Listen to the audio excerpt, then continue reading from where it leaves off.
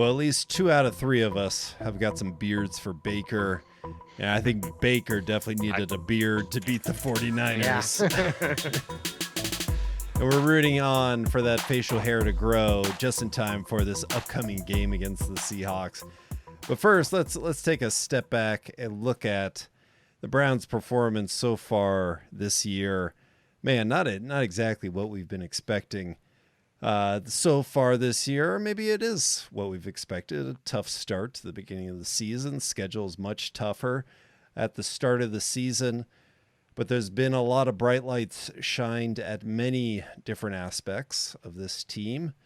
Eric, is there anyone that you would question their place on this team and might be on the hottest of hot seats in the Cleveland Browns organization? Well, for one, numero uno, I would go with Antonio Callaway. Not only is he coming off a suspension, he had a short leash, he had a tough past in his collegiate career.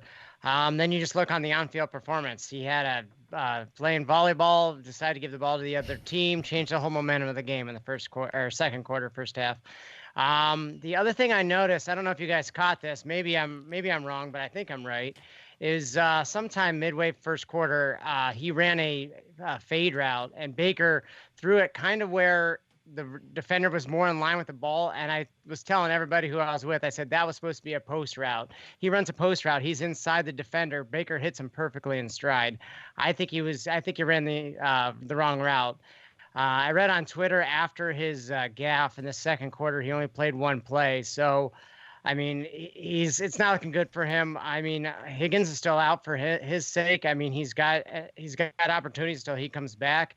And, but right now, Antonio Callaway is the marked man. A couple other guys, Olivier Vernon, he's been underwhelming so far. He's had 7 tackles and a sack, but he never really stands out, and he's not the kind of guy I was expecting that the Browns would, the type of performance he'd be getting for the Browns since they traded for him. And thirdly would be Demarius Randall. He's a very good player, but he missed at least 2 games due to that concussion, and that first play that's burnt into my mind, that poor angle he took on that 83-yard touchdown. I know it's only one play. I know he's a good player, but he's got to step up and play what he was doing last year. Last year, he was making incredible plays. He seems to be non-existent in the passing game. He's been a little helpful in the rushing quarterbacks, not necessarily the covering. So I'll give him the benefit of the doubt. That's why he's probably number 3.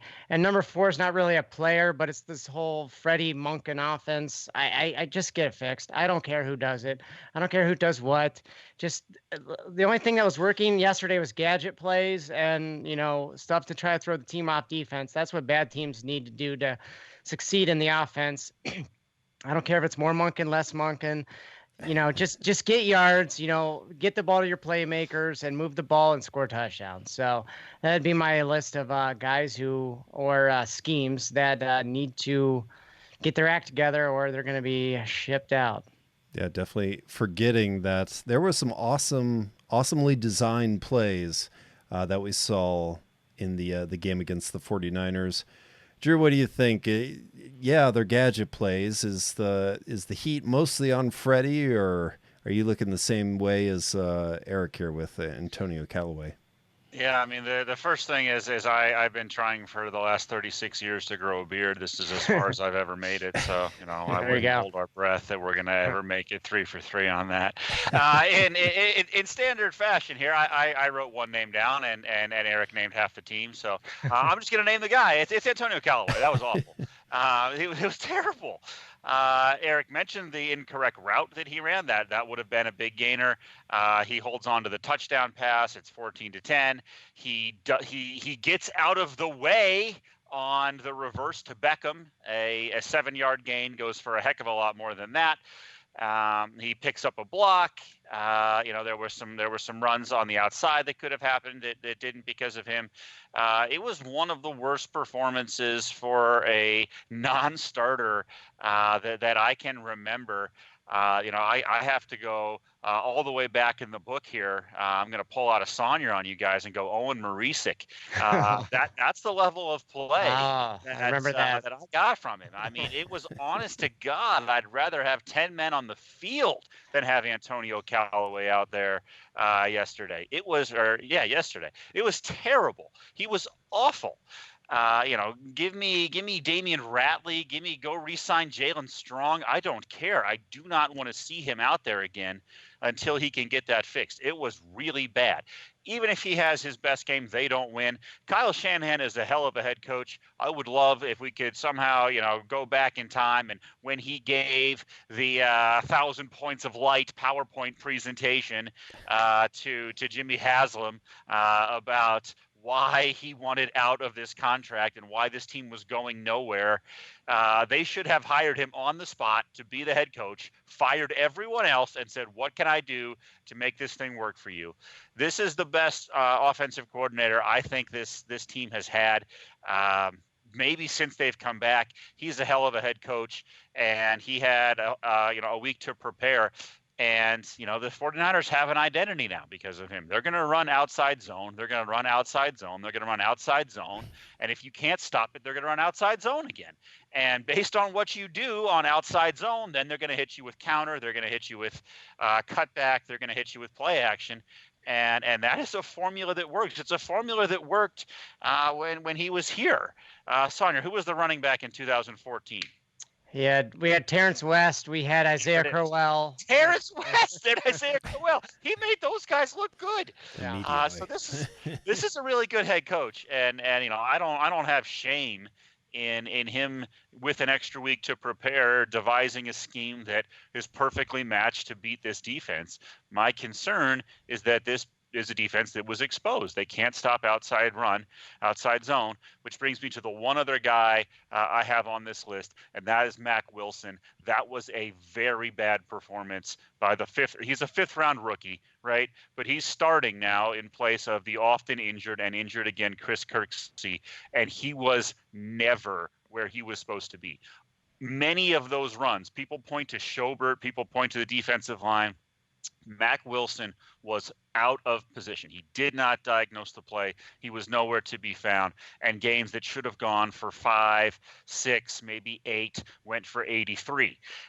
You can look. It's easy to point to Demorius Randall and say you got burned, but Mack Wilson went the wrong direction. He wasn't even in the play. He's an outside linebacker. He's supposed to show up.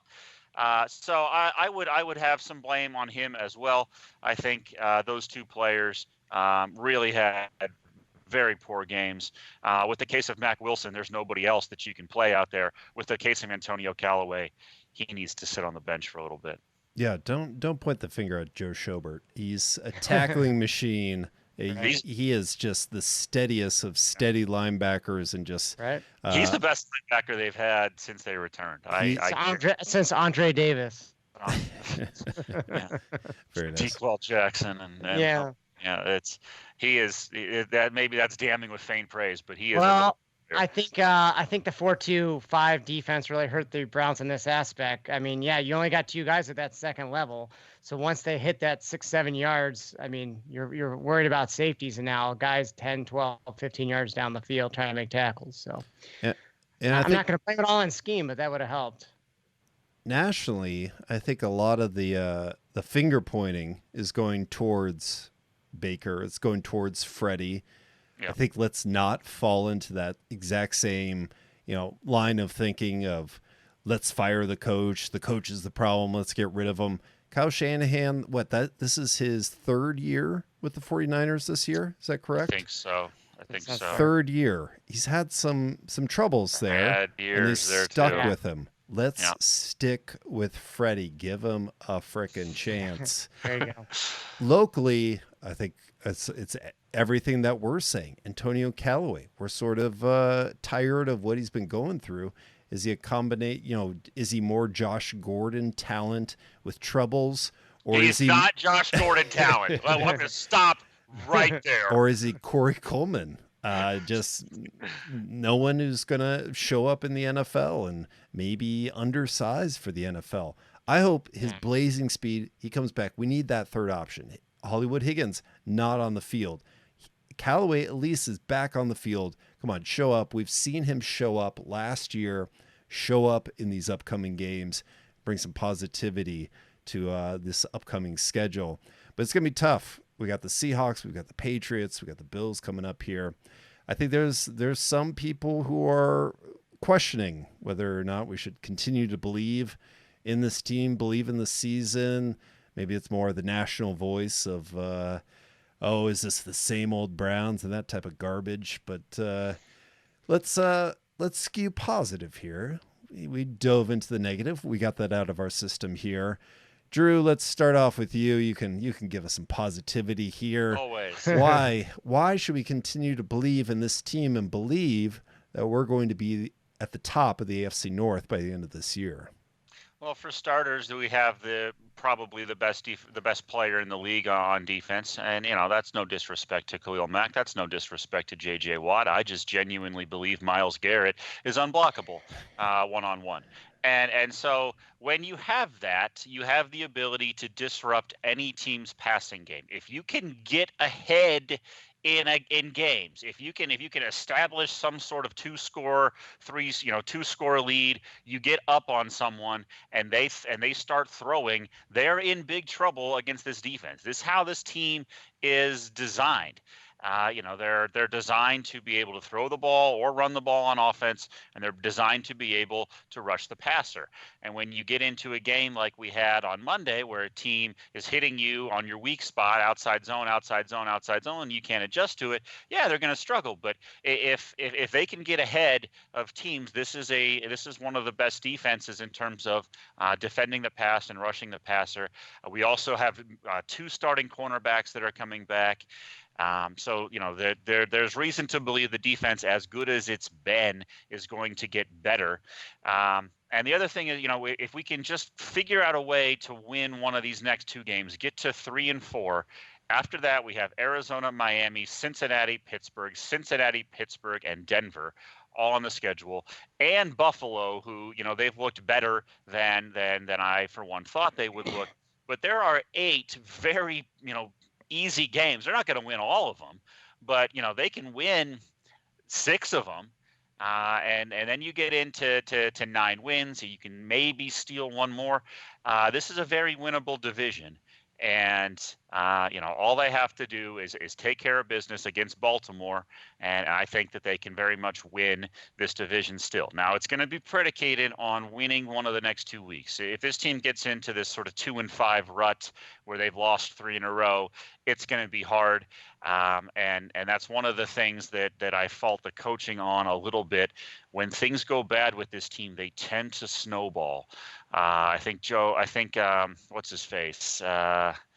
The Keanu Reeves character. Damn it. The quarterback for the replacements? Yeah, it's not Utah. It's the other guy, the replacement. Shane Falco. Shane Falco said it. He's afraid of quicksand, right? And that seems to be something that this team is afraid of right now. When something goes wrong, something else goes wrong, and then something else goes wrong. They give up an 83-yard touchdown run, they turn around and throw an interception. That it's tend to snowball. So I'm hopeful that the young team gets that corrected as the season goes on, and a very easy schedule once you get past the first 7 games. The back half is much easier. So hold the faith, hold the line, try to get to 3-4, and then I think we'll be just fine. All right, come on. These snowballing losses, that isn't positivity. Eric, why should we be positive that we are going to make the playoffs this year? Why do you still believe in this team? Well, I'm going to kind of piggyback on what Drew had said, is basically looking at the schedule. 2 against Cincinnati and Pittsburgh. I don't think either of those teams are scaring anybody. Garbage. Pittsburgh, Pittsburgh, they loaded up with Minka Fitzpatrick on their defense. However, they still have a now backup to the backup quarterback who could not beat a running back at quarterback. So I'm not as worried as them than I was a couple months ago. Miami, Arizona, Denver, Buffalo, Baltimore again. Those are other ones. again, like Drew said, they're not all going to be winnable games or winning games. There are winnable games. But, I like to think that the Browns are going to be able to take care of business of teams that they should go out there and beat. They did it against the Jets. Granted, they were on their third string quarterback too. I don't care if they win ugly. Just keep winning, guys. And I'm hoping, these guys can get into rhythm and, overcome any of these issues that they have this first 5 weeks, as well as these next 2 difficult games. Yeah, there's going to be some difficult places to play, I guess, but you saw last night there was a lot of Browns fans there, so it's not all like it's 100% the other team. I'm going to Denver myself. I'm sure there's going to be a good contingent of Browns fans there. Arizona, I'm sure there's going to be a lot of Browns fans there. I can't, and then the other 2 are division games. So I mean, they're not too far. So it's just a matter of clicking with all the players, and we'll see what happens with Antonio Callaway, this whole receiving situation. And by the way, we get Kareem Hunt back in a couple weeks. That should help, provided he's in shape and he's got his head screwed on tight. And don't we get somebody? Maybe he can play slot receiver. I mean, that honestly, that might be a really, big change they're going to do for the offense if they're going to put 2 backs in and have one guy kind of split out and be like a third wide receiving option, just running shorter routes or doing whatever they can to kind of help this offense. And, teams are going to have a difficult time to game plan against this. And, I think the Browns are going to have a good chance, but I just hope they don't dig a deep hole in the next few weeks. And I know they're good, and the Patriots are due for a loss. I hope we're that team, and I hope Seattle going, west to east. That's their Achilles heel. But I'm just banking on some lesser teams right now in the months of November, December. So just like Eric said, upcoming here, we've got the Seattle Seahawks. They're going to be making the West Coast to East Coast trip, or at least to the Midwest, to Cleveland, Ohio for this game. Russell Wilson's going to have a bad night of sleep. The Browns are going to be snuggled up tight in their beds. Baker's going to have grown out a wonderful beard by that game. Drew, do you have that type of confidence for this matchup against the Seattle Seahawks? I think Russell Wilson sleeps like a baby, man. I don't think anything rattles that guy. I can't agree with you there, but I feel pretty good about this game. As good as you can feel going up against what is one of the best quarterbacks in the league, and that's Russell Wilson. I mean, he's a really good player, bar none. He can beat anybody in the league because of how good he is, how exceptional he is. So I don't love playing against him, but they are not as good on the road. They don't have that same type of magic. It is a fairly long travel. Anytime they leave Seattle, seemingly, it is a fairly long flight. It's hard to get out there. It's hard to get back to there. So I feel as good as you can feel. The Browns will be very much a hungry team. And hungry dogs run faster, whatever that saying is. And so I think this team is going to come out with something to prove. I certainly hope they do. Everybody's throwing them in the garbage again after a really bad performance, their second one of the season. So, you have the ability to sort of see what this team's made of when that happens, and they can either fold up shop or they can come out and punch someone in the mouth. And I think this is not the same old Browns. I do think that they can get it done. There's a reason to be optimistic about this game. I still think that they're going to be underdogs in this game. So, I'm not positive about it, but I feel better than I did about going up against Kyle Shanahan with a full week to prepare and on Monday Night Football. All right, I have not looked this up, and we're going to play a little bit of Vegas Pick'em here at the end of this podcast. But Eric, to lead into your predictions here with the Seahawks, I'm going to set an over-under of 32 points. You going over or under, and how do you think the Browns are going to perform against Russell Wilson? Well, I'm going to take the over on that one, Bob. I'm really hoping for the letdown game for the Seahawks. I mean, I don't know if you guys watched the Thursday night game last week, how it came down to the end. You saw Pete Carroll getting so fired up, cheering, they're hugging each other. Like, those division wins are so big and so vital for their playoff seeding and just getting in. I'm hoping that took a lot out of them. And, Russell Wilson doesn't play up to I believe he's got 15 touchdowns with no interceptions. Hopefully he doesn't play up to that level that he has been this first 5 games this season. So that's what I'm shooting for. We obviously are aware of the travel conditions.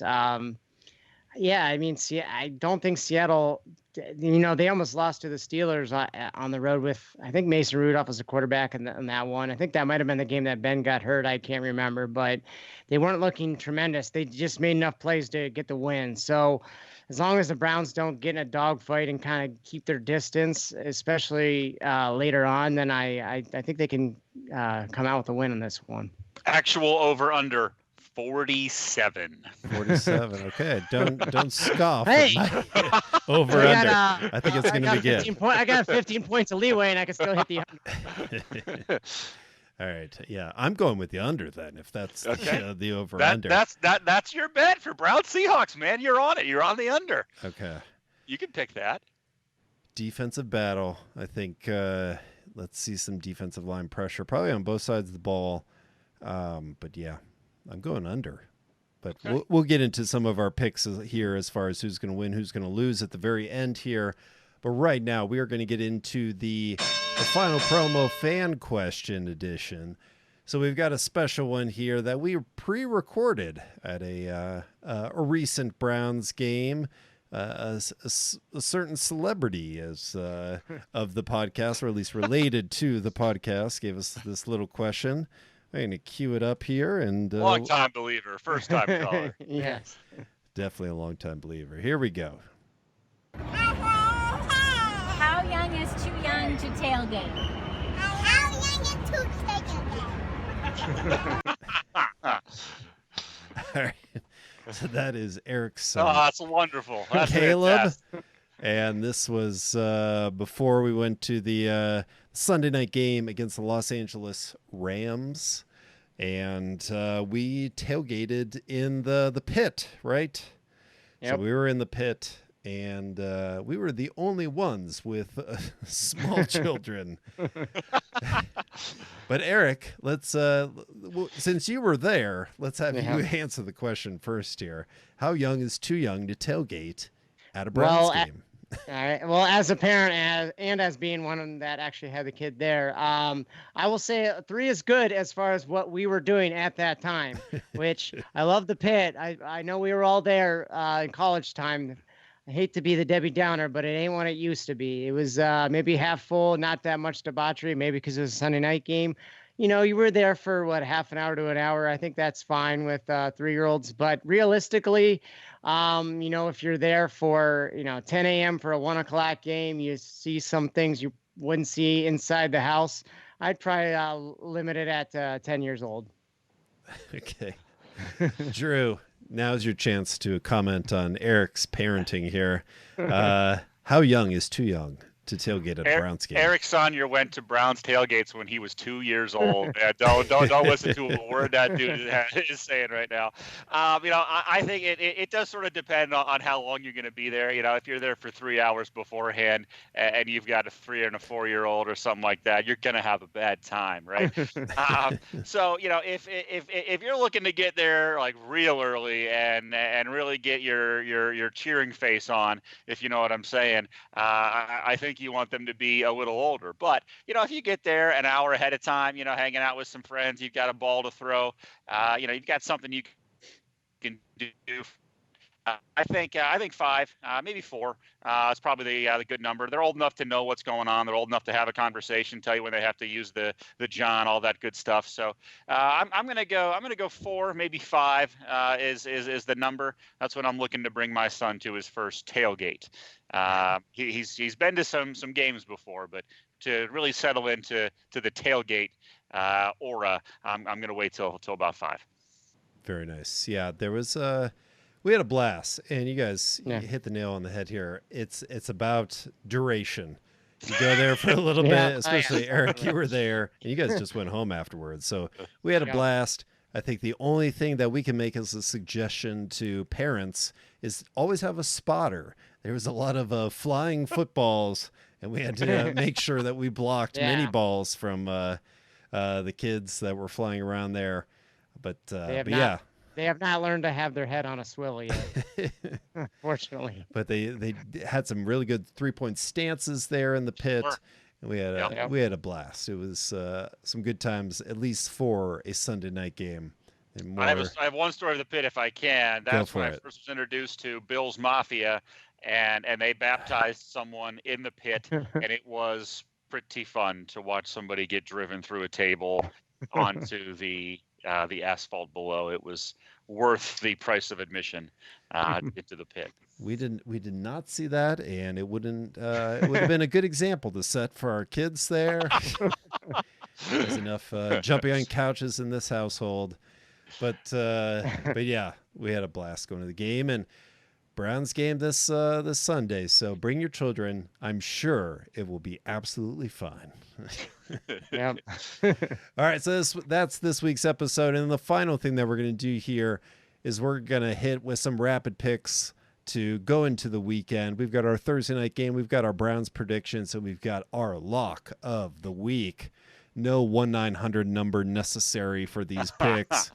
All right, Drew, you're going to start us off here. Give us the tips on your picks for this week. Keep in mind, I'm from the future. You can take these to the bank. The Thursday night game, you want to be on the over 42 points. I'm not touching 16.5 one way or the other. I will pound that over, though. That Giants defense isn't very good, and I think the Patriots will be up by enough to easily put them away. For my lock of the week, I will take an underdog upset outright special. Philadelphia Eagles getting 2.5. You can take the points or you can take them outright. I don't care. It's going to be a winner either way. And last but not least, the Cleveland Browns game. I will take the Seattle Seahawks -1. Garbage. Eric, cleanse us.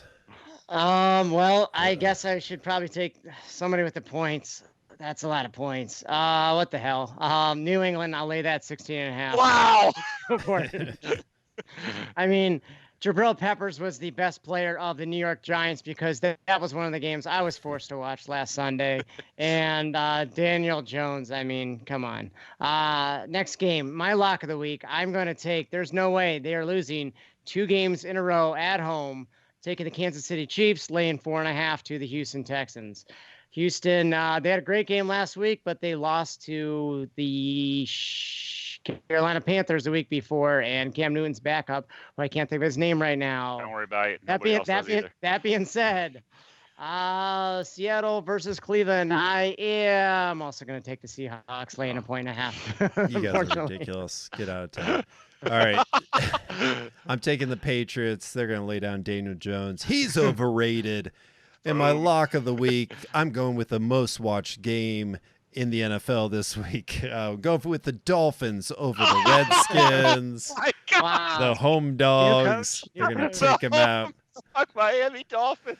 Wow. And we're going with the Browns. Come on. Win them all, man. Seahawks are going to have travel problems. There might be snow in the Midwest. Who knows what's going on? Browns are going to roll over them. Baker's going to come back. And we're going to have a great start to the week here coming up. Thank you guys for joining. Go Browns. Let's see a victory this Sunday. And we're going to talk some Cavs real soon. Go Browns. Windler. Get a win. Go Windler.